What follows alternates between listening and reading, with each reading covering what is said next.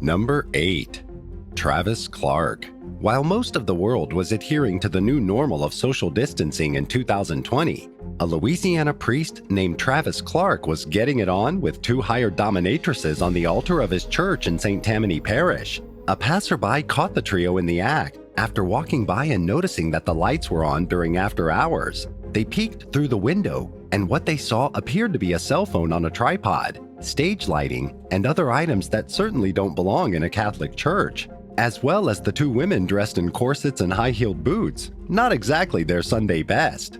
The witnesses reported the incident to the police, who went to the scene and arrested the suspects for obscenity, since what they were doing was in public view. During questioning, the two women, who were identified as 23-year-old Melissa Chang and 41-year-old adult film actress Mindy Nixon, told officers that they were filming role play with Clark. The day before the incident, Dixon reportedly wrote in a social media post that she and another dominatrix were traveling to the New Orleans area to defile a house of God. Both women pleaded guilty to reduced misdemeanor charges and received 2 years of probation each. Clark was defrocked shortly after the arrest. He pleaded guilty to felony obscenity and was sentenced to 3 years of probation, along with a 3-year suspended prison sentence. In addition to being fined $1,000, he paid $8,000 in restitution to the church, perhaps to cover the cost of replacing the altar that was ritually burned and destroyed after the unholy act. Number 7. Joseph Mcloone. In 2018, the Archdiocese of Philadelphia discovered that one of its priests, 55-year-old Joseph Mcloone, had opened a bank account in his parish's name 7 years earlier. The account wasn't on the books, which violates Archdiocese policy, so the Financial Council had it frozen and began investigating. They found deposits totaling over $110,000, and while some of the expenditures were consistent with typical parish expenses, others raised concern. Monsignor Mcloone admitted to using some of the funds for inappropriate personal expenses, including travel, a beach house, and payments to men he met through the Grindr dating app and had relationships with. He resigned from his position at the St. Joseph's Catholic Church in Downingtown, and in 2019 he was charged with felony theft and other crimes. Mcloone pleaded guilty to 2 counts of mismanaging money and was sentenced to 5 years of probation, the first 9 months of which he was required to serve on house arrest. He was also ordered to perform 300 hours of community service, write apologies to the church and archdiocese, and pay more than $30,000 in restitution. The disgraced pastor was also required to provide a DNA sample, undergo a mental evaluation, and get any treatment that the results indicated he needed. Number 6. Shannon Catuzzis. While working as a youth pastor at the Crossing Church of the Nazarene in Houston, Texas in 2019, 29-year-old Shannon Catuzzis faced alarming accusations of abuse stemming from an incident that had allegedly happened 4 years earlier. The details of the case were largely withheld from the public, but authorities revealed that they believed she had an inappropriate relationship with a young man she mentored as part of her job as a pastor. A grand jury indicted Catuzzis on an indecency charge, and she was booked into the Fort Bend County Jail on $25,000 bond. She bonded out under conditions that required her to surrender her passport and stay at least 500 feet away from the victim's home. The case received little press coverage, but court records show that Catuzzis was ultimately acquitted. Officials declined to provide the media or the public with an explanation for what led to the allegations being dropped. Number 5. Christopher Gaddis. Former youth pastor Christopher Gaddis and his wife Jeanette experienced a rough patch in their marriage in 2017 after Jeanette's adult daughter and the young woman's boyfriend moved into the couple's Chester, Virginia home. Jeanette welcomed her daughter 30-year-old Candace Coons and Candace's partner 36-year-old Andrew Bethorn, but Gaddis didn't want the couple to stay there for more than a few days at a time, and as far as he was concerned, they had overstayed their welcome. 2 days before Thanksgiving, Christopher went outside where Coons and Bethorn were in the family's hot tub and ordered them to leave. Surveillance footage would later show Jeanette trying to intervene while recording the incident with her cell phone. Christopher relented for the time being and went upstairs. A little while later, he returned downstairs, where Jeanette and the couple were playing a board game and shot them dead in cold blood. Footage of the merciless execution showed Bethorn begging Gaddis not to shoot him before he attempted to flee on foot. Authorities charged Christopher with 3 counts of first-degree murder and at least 1 gun-related crime. As it turned out, dysfunction was nothing new in the Gaddis household. In the 8 years leading up to the triple murder, police were called to the home at least 7 times, including at least once for a weapon-related disturbance. But the family apparently kept their problems well hidden from most people. They appeared happy and close-knit in social media photos, even at times when things were anything but peaceful at home.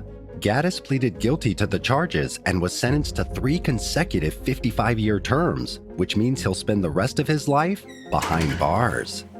Number 4. Mark Lewis. Just days before Christmas in 2013, Sarah Nottingham went to the church in Vacaville, California, where her boyfriend, Mark Lewis, served as a pastor and told him that she no longer wanted to be with him. She was unhappy with his behavior and suspected that he was involved in criminal activity, and she wanted no part of any of it.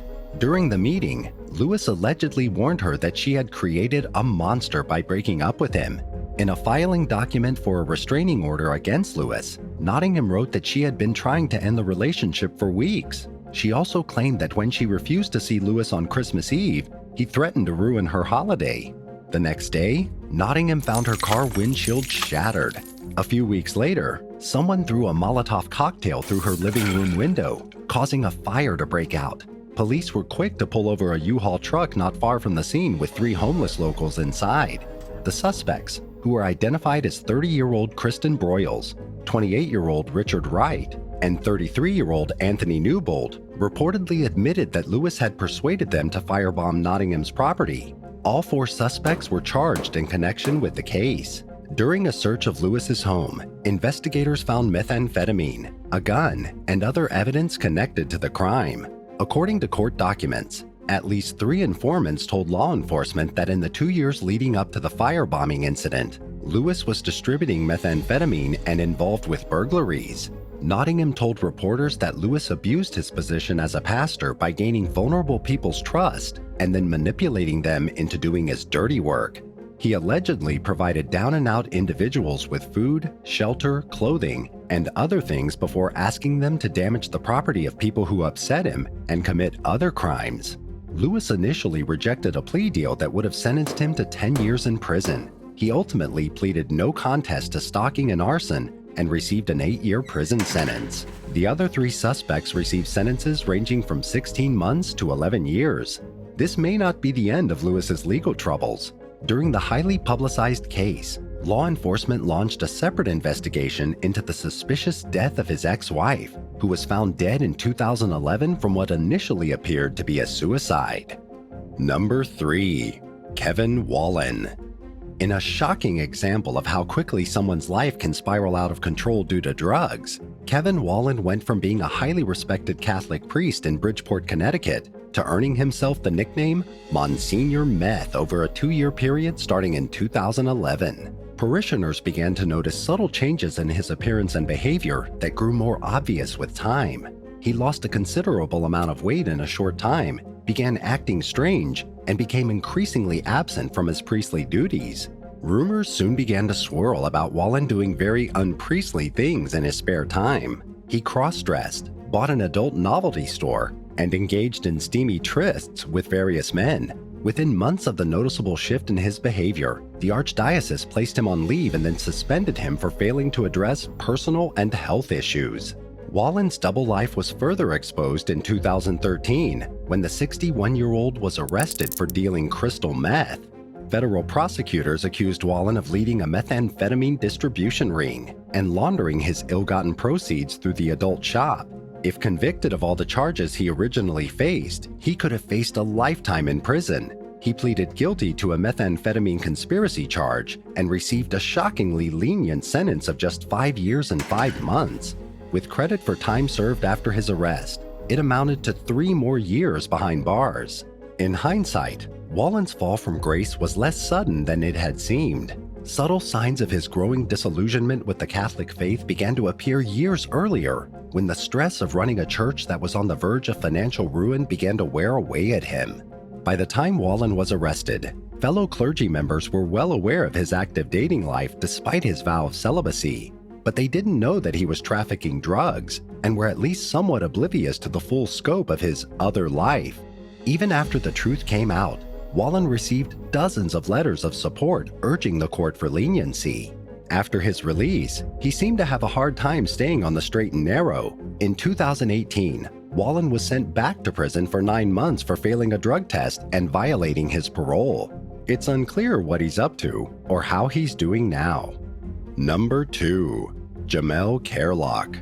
During the early morning hours one day in 2017, police were called to an apartment complex in Washington, D.C., where they found Jamel Carlock's unit engulfed in flames.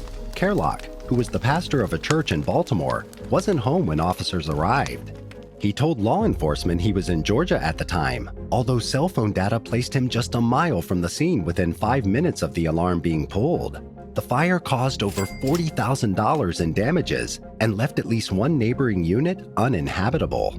Investigators soon discovered that Carlock applied for a fire insurance policy just 8 days before the blaze broke out. In an $11,000 claim he filed after the fire, he wrote that he wasn't responsible for causing it and said that he lost items that he had actually removed from his apartment before the fire. Based on the evidence at the scene, experts concluded that Carlock had doused his mattress in gasoline and deliberately torched the apartment. In a statement, the U.S. Attorney's Office for the District of Columbia said that numerous residents were evacuated from the 94-unit complex during the fire, including elderly people and young children.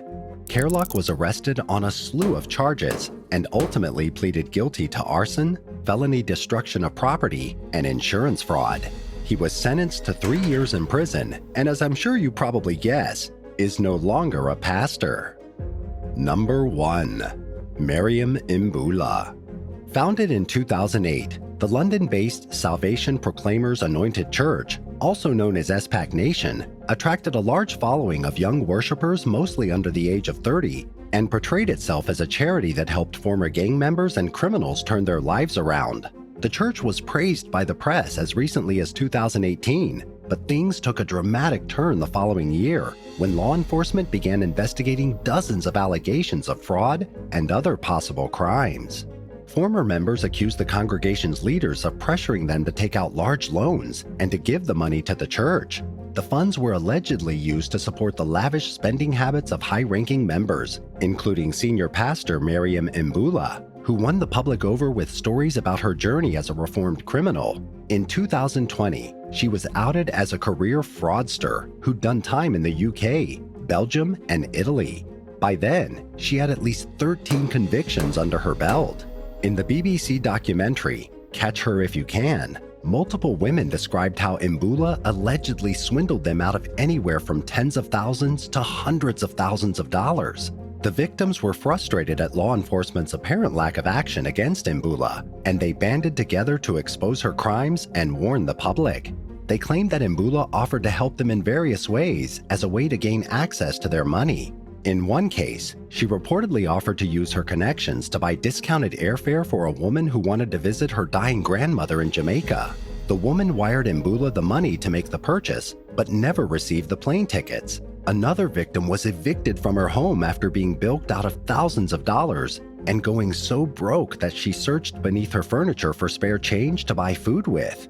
In response to the allegations against some of its leaders, SPAC Nation said that it wasn't responsible for what happened in members' homes or elsewhere outside the church. Amid the controversy, the ministry was deemed insolvent and rebranded itself as various new churches and organizations. According to the most recent updates, both the organization and Imbula were under investigation, but criminal charges have not been brought against any suspects. Thanks for watching. Would you rather experience a crisis of faith after finding out that a spiritual leader you look up to was accused of doing horrific things? Or find out that one of your closest friends lied to you about their past in such major ways that you're not sure if you'll ever be able to look at them the same again? Let us know in the comments below. And don't forget to subscribe. See you soon. Bye.